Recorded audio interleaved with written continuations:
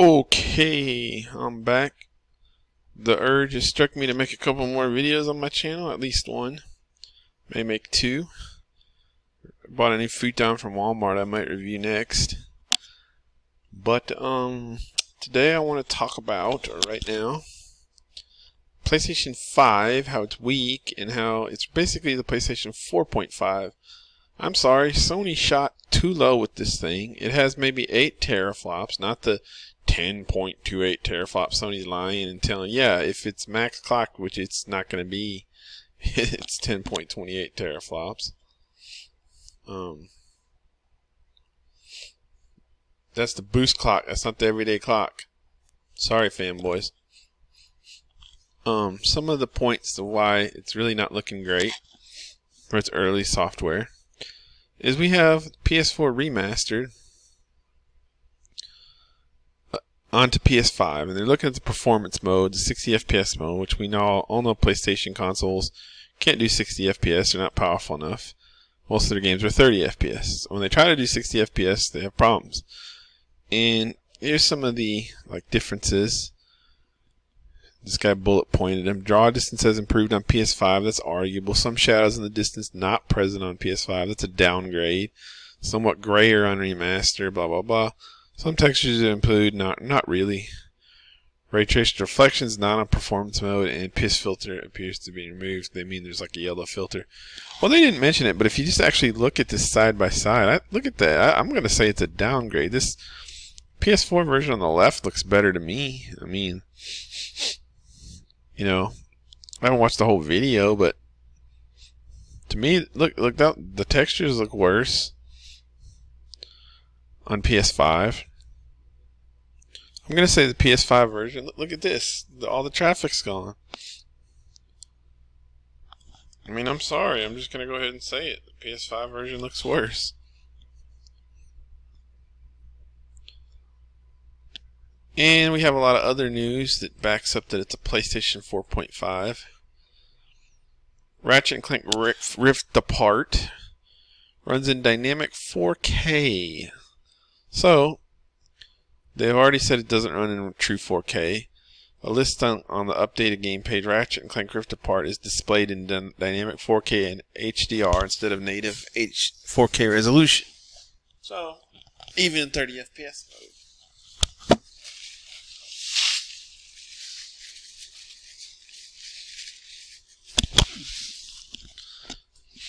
The game page now reads displayed in crisp dynamic 4K and HDR. So it's got a 60 FPS mode that I believe is set to run at 1080p. We'll click it here. What does it say about it?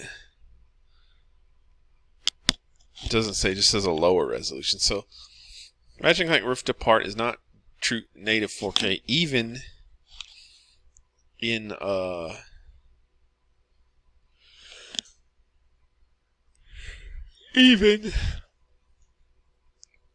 30 FPS mode.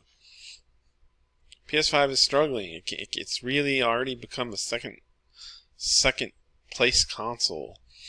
Demon's Souls remake. It came out that it runs at 1440p.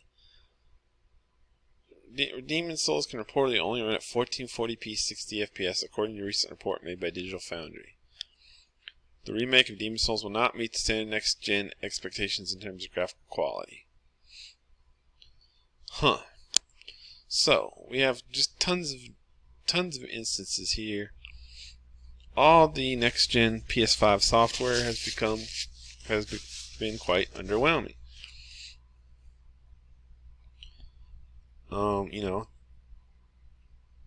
It's either running at 1440p, dynamic 4K, not native 4K. Dynamic means it scales down, kind of like 4K is the maximum, and then it scales down to other resolutions such as 1440p or what have you when needed, basically.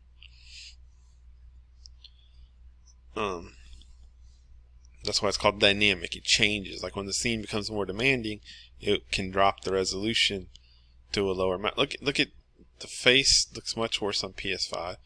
Now, granted, that's likely some kind of a bug, but still, it's clearly a downgrade on PS5. I mean, the bottom line is the PlayStation 5 is 8 teraflops. It's not enough. It's not, like, you can look at a PS4 Pro, and they're asking the PS4 Pro to run at, like, 1080p a lot. When you go at 4K, you've only doubled your flops. You just don't have enough power, you know, because 4K is like 4 times the resolution of 1080p. Now, I'm calling the PS5 an 8 teraflop console when it should be really 9 to 10. But now there's a nasty Twitter rumor that the PS5 is actually, like, the clocks, in order to get decent, using AMD Smart Shift, decent, PS4 version looks way better if you ask me. I better pause this video because I'm not sure, but I think playing somebody else's video can cause you to have a copyright strike if you play too much of it or something. But I'm saying PS4 looks better. PS5 looks downgraded.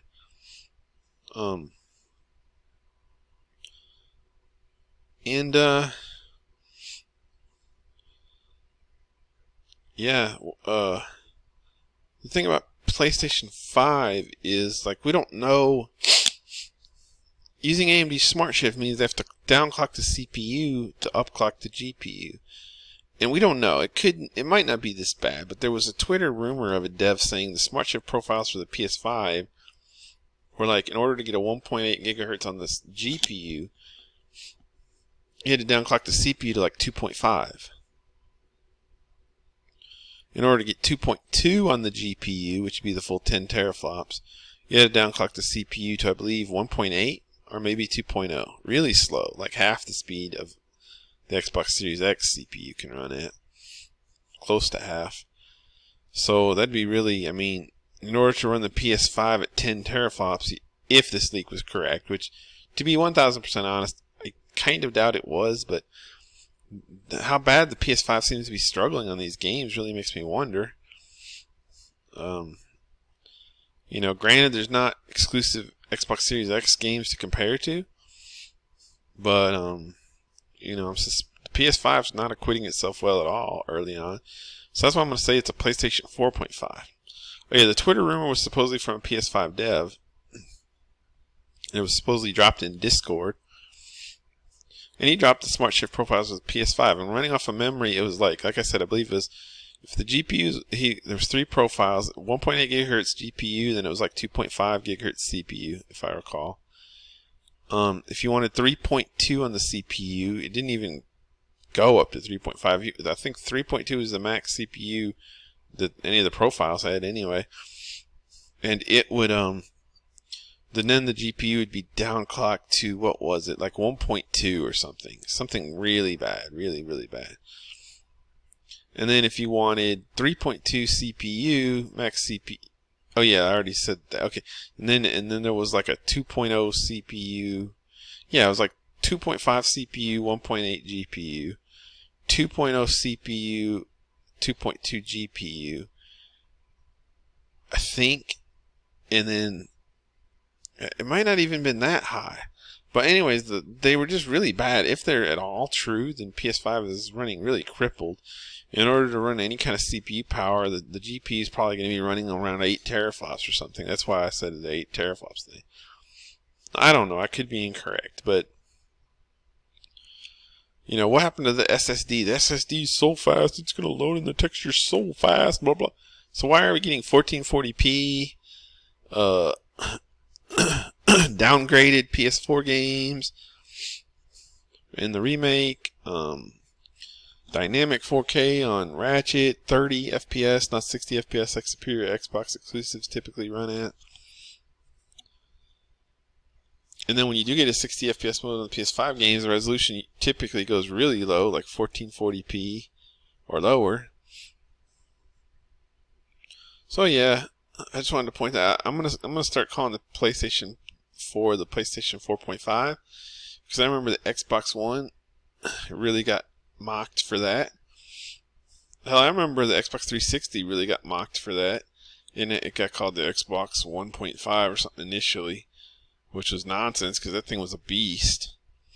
But Sony fanboys are so numerous and ridiculous that they actually tried to pass that off for a while, and then 360 started beating PS3 in all the games, doing better graphics, higher resolution than PS3 in all the games, and they had to shut up. But yeah, I think Xbox has been tagged with the 0.5 moniker a few times because all the PlayStation fanboys out there that are always thinking about Xbox and always worried about Xbox. So it's time for the truth to be that the PS5 is the PS 4.5. I mean, it's a half-ass. It's not next gen, you know. So yeah, that's my video. It's not the PS5. It's the PS 4.5.